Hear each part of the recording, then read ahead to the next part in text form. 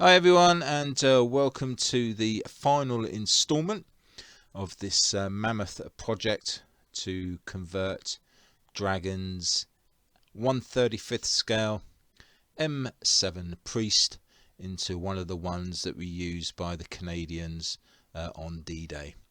I've decided to put up a lot of the reference material that I used for this particular project.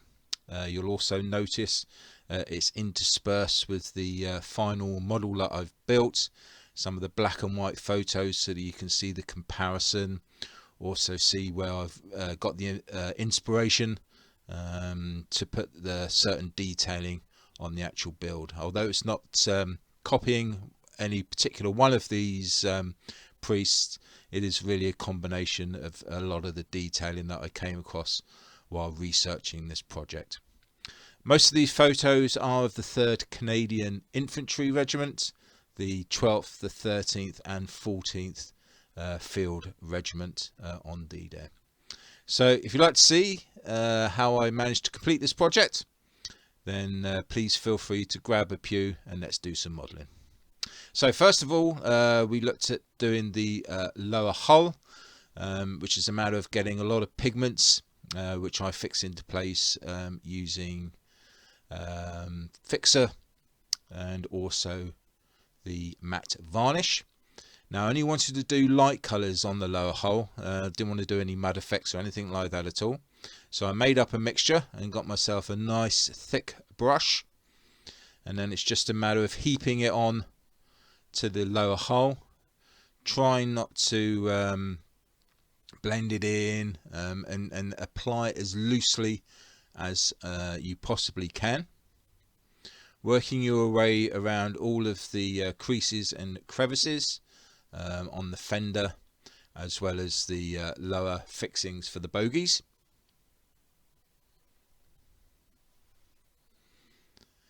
And then once you're happy that you've done all of that, it's a matter of getting a smoother brush and then just very carefully dragging some of those pigments down, and this sort of gives a streaking effect to the pigment.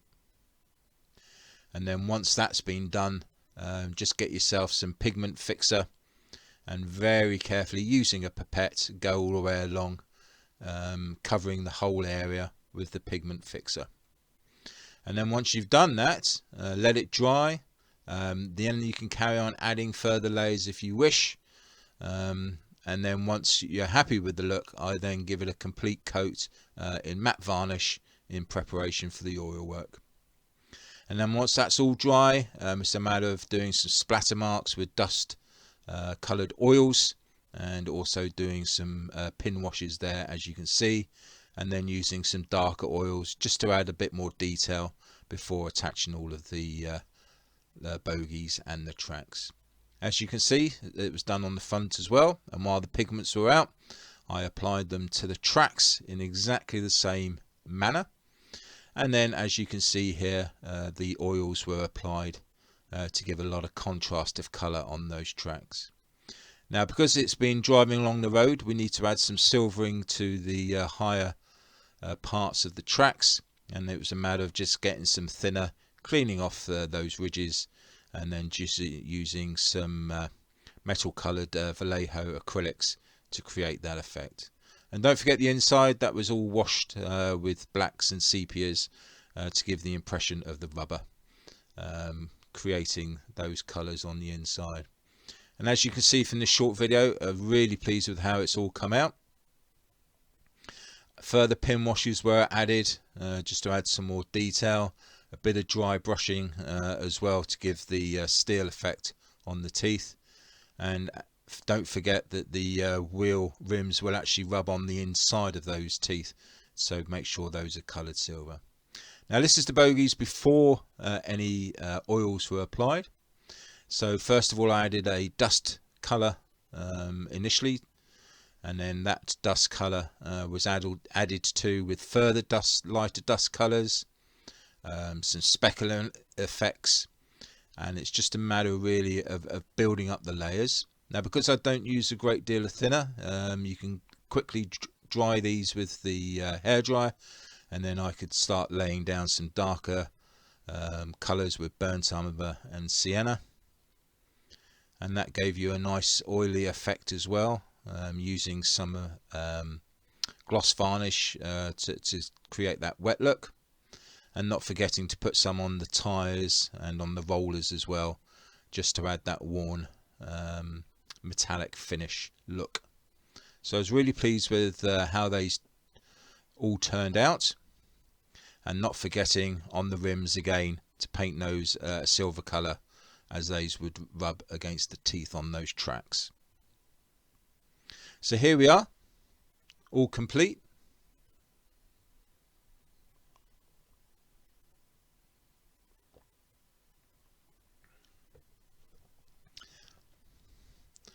Obviously detailing on the front, but also don't forget to do the back as well, because that's just as important, because that will be seen from underneath. But you can see the effect of all of the detail and the speckling, and just kept the back clear because that's where it's going to be reattached to the actual vehicle itself. And here's another one.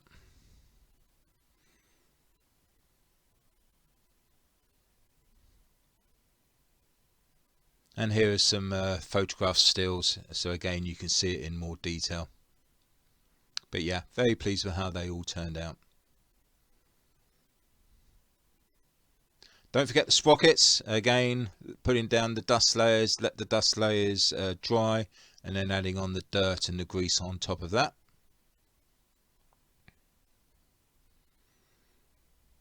Again, once the oil work has been done, it's a matter of putting some of the metal wear and tear on those interior teeth.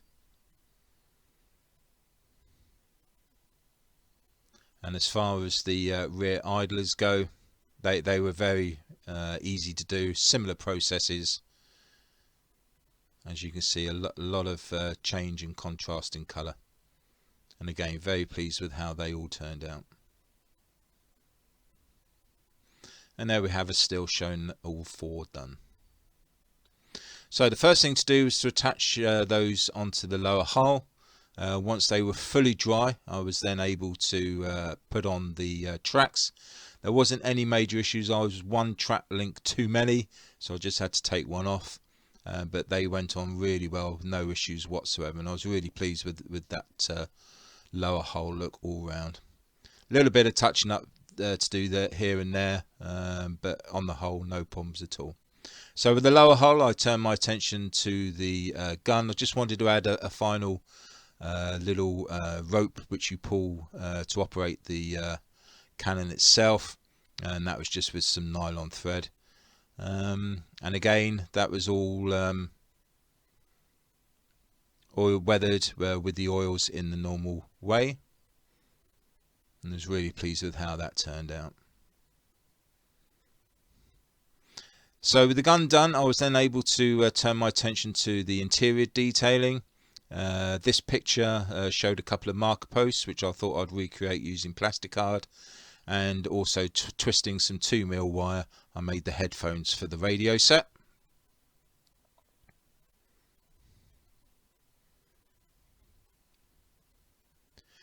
And then what I did was to finish off all of the oil work on the outside of the vehicle. Very much my usual process of laying down the light colours, the dust colours, and once dry, then working around adding on dirt and grease, and in between using speckling effects, as you can see here, to create that final look.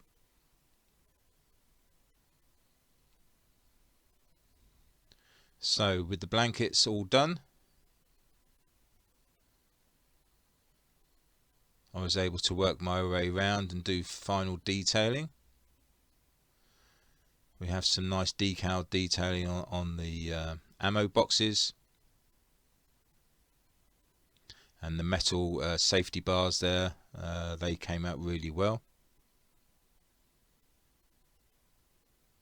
I was amazed that all those butterfly nuts stayed on, didn't lose a single one during the build, which was good news. The 43, in hindsight, put in completely the wrong place, because when I put the fuel cans in, you pretty much lose it. Did a lot of nice fuel effects coming down the side with the streaking. I was really pleased with how that turned out. We'll have a look at that in a bit more detail later. And then with the reference photos, there was chalk markings put on the side of each of the vehicles, so they knew which LCT to go in. No idea what the other information stands for. And also just put a little bit of detailing on the height length board there as well. Now, a lot of the photos showed sort of wear and colour variation around the grab handles and steps to get inside. So I recreated that using some varying colours of green. And here we have all of the effect of the dust and the Bostik water sealant, which was done with sepia oils. I was really pleased with how that all turned out. So this was the photo that I used for the streaking down the side of the vehicle. Yeah, obviously this is a Sherman, but it gives you that idea. So with the sepia streaks, to make them still look wet effect, you just add a little bit of gloss varnish on afterwards.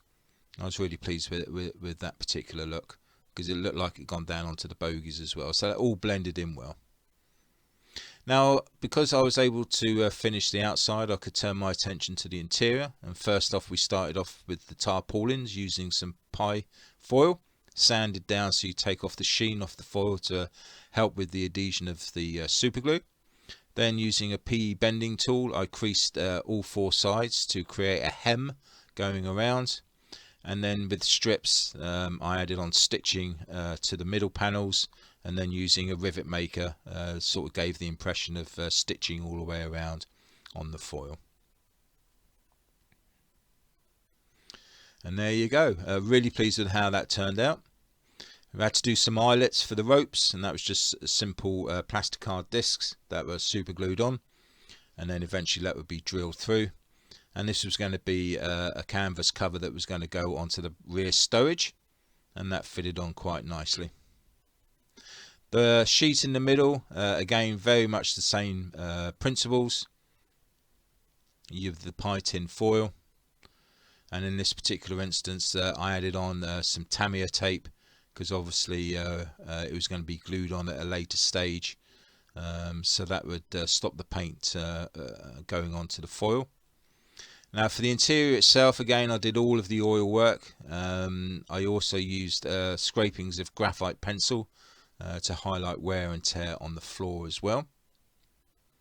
But again, with the interior, it's very much the same principles of getting your light oils down first, doing some speckling effects with the dust effects, then start building up your darker oils, again with layers of speckling in between, and then just blending it all in, just to give you that lived in look. Just to remind you what the interior looked like, which we covered off in one of the other videos, but really pleased with how that turned out. So with all of that done, it was a matter of starting to add in all the detail.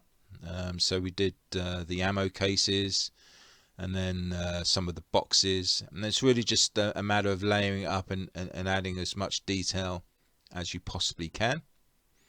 Had a little toolbox and the oil can in the corner with a couple of the rifles and the ammo boxes.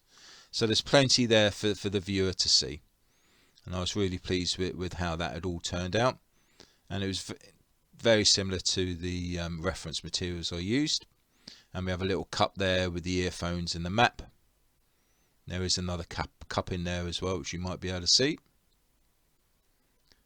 and there we have the aerial shot. So I'll just leave you a few of those photos to see more detail on the interior.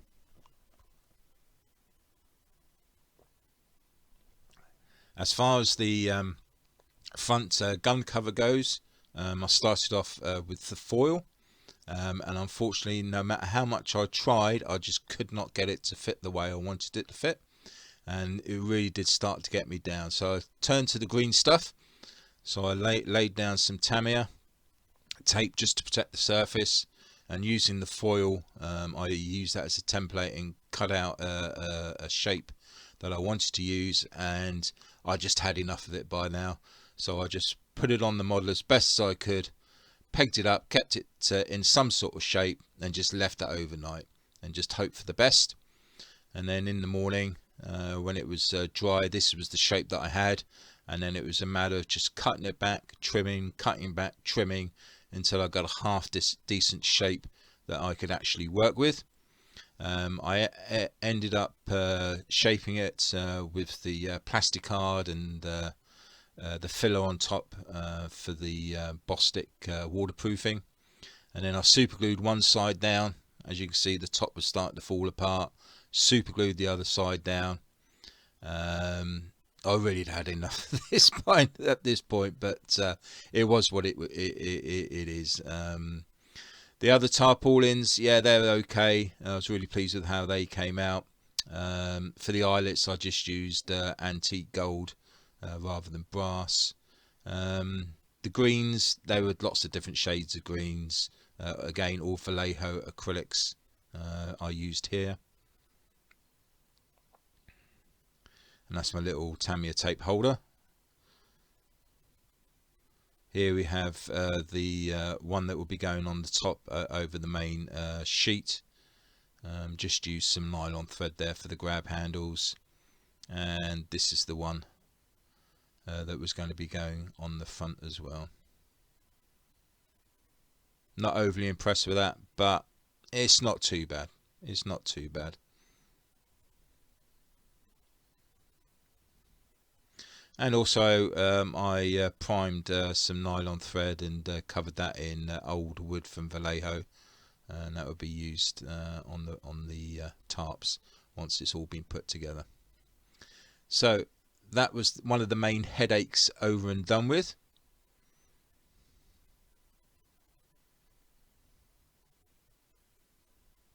And again, these would all be covered in matte varnish, and the usual oil work would be done. So yeah, all super glued on. Not the best, but it was on. I was happy. It was a nightmare that was finally over. I then started to put some tools and some detail on the front. My plan was to put a tarpaulin over this anyway, so I wasn't too fussed with how it looked. So using the green stuff again, that was all moulded on quite nicely. Very pleased with how that turned out. And as per reference photos, I put a little bag there, which was quite handy to cover up some of those awful glue spots.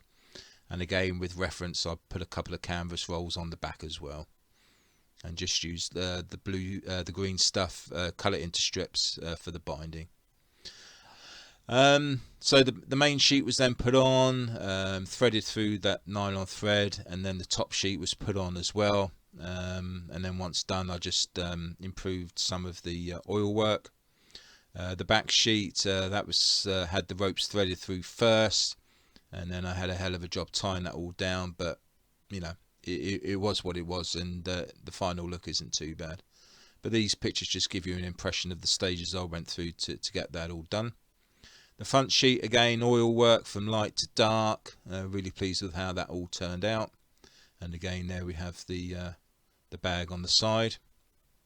You'll also see the work that I've done on the actual canvas cover itself.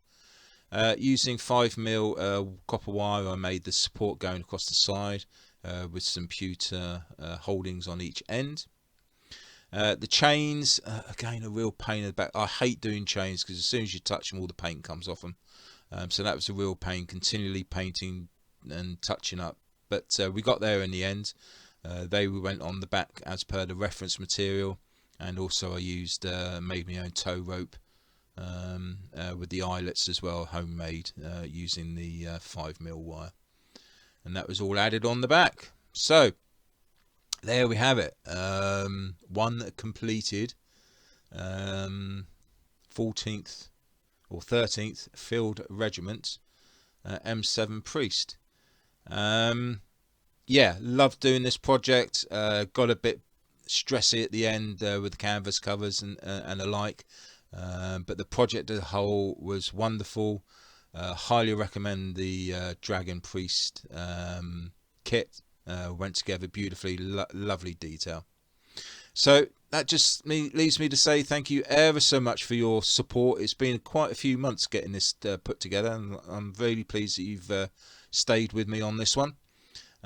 Massive thank you to all of my subscribers, and I appreciate you all for looking in and having a look at the final model.